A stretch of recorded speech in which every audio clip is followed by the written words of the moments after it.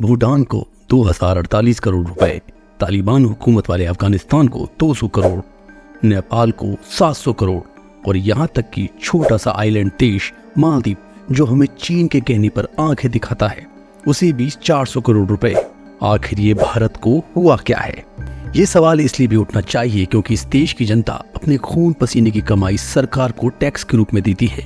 तो इन देशों का बोझ हम क्यों झेलें, वो भी तब जब हमारे देश के आम लोग मूलभूत सुविधाओं से अभी भी काफी दूर हैं।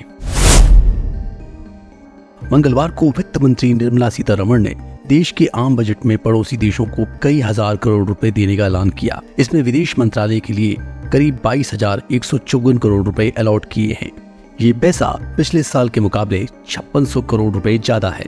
यानी बीते बजट में मोदी सरकार ने अपने पड़ोसी देशों को $2 बिलियन से भी ज्यादा की मदद की है। लेकिन ये सरकार पड़ोसी देशों को इतना पैसा क्यों बांट रही है? तो इसका जवाब है भारत की नेबरहुड फर्स्ट पॉलिसी। इस पॉलिसी में विदेश मंत्रालय कई तरह के काम करता है। उसमें उसका डिप्लोमेटिक मिशन, उस देश की जनता के लिए वेलफेयर स्कीम यानी नागरिकों के लिए कल्याणकारी योजनाएं शामिल होती हैं। दरअसल विकासशील देशों को आर्थिक मदद के बदले में भारत अपनी वैश्विक आवाज को और मजबूत करता है और ग्लोबल साउथ में चीन के सामने अपनी धमक बढ़ाना चाहता है। बीते सालों में चीन ने अफ्रीका से लेकर भारत के दक्षिणी तट श्रीलंका तक अपनी क्रेडिट पॉलिसी से झुका दिए है। इसमें लगभग सारे ग्लोबल साउथ कंट्रीज ही हैं। अब आइए ग्लोबल साउथ को समझ लेते हैं, क्योंकि इसे समझे बिना भारत के यूं ही पैसे बांटने का इरादा समझना मुश्किल होगा। ग्लोबल साउथ नक्शे पर कुछ इस तरह दिखाई देता है। इसमें लाल रंग का हिस्सा यानी कि लैटिन अमेरिका से अफ्रीका, चीन से लेकर फार ईस्ट कंट्रीज तक सब शामिल है। इन विकासशील देशों में ही भारत अपनी पावर को बढ़ाना चाहता है। पड़ोसी देशों को दी जा रही ये आर्थिक मदद अलग अलग हिस्सों में बांटी गई है। मसलन भारत के प्रोजेक्ट जो विदेशी धरती पर जारी हैं, उन्हें पूरा करने के लिए विदेशी सरकारों को वेलफेयर स्कीम को चालू रखने के लिए और कुछ अंतर्राष्ट्रीय संस्थाओं को आर्थिक मदद के लिए ये किया जाएगा।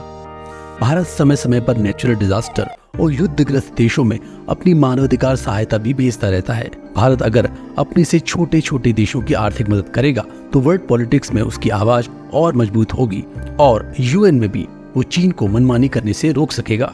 अब बात करते हैं उन पड़ोसी देशों की जिन्हें भारत सरकार आर्थिक मदद देने जा रही है। भूटान के लिए विकास योजना 2068 करोड़ रुपए रखी गई है। वहीं चाबहार बंदरगाह के लिए 100 करोड़ रुपए दिए गए हैं, जो ईरान के साथ कनेक्टिविटी परियोजना पर फोकस करता है। चीन की शह पर भारत को आंख दिखाने वाले मालदीव का आर्थिक पैकेज कट कर दिया गया है। पिछले साल के 770 करोड़ रुपए के बजाय उसे अब 600 करोड़ रुपए ही मिलेंगे।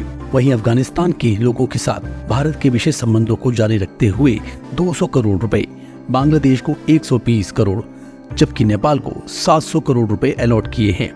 मुश्किल हालात से गुजर रहे श्रीलंका को 75 करोड़, मॉरिशस को 370 करोड़, म्यांमार को 250 करोड़ और अफ्रीकी देशों को 200 करोड़ रुपए मिलेंगे।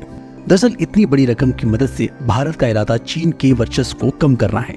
चीन के बेल्ट एंड रोड इनिशिएटिव यानी BRI को लेकर सरकार चिंतित है।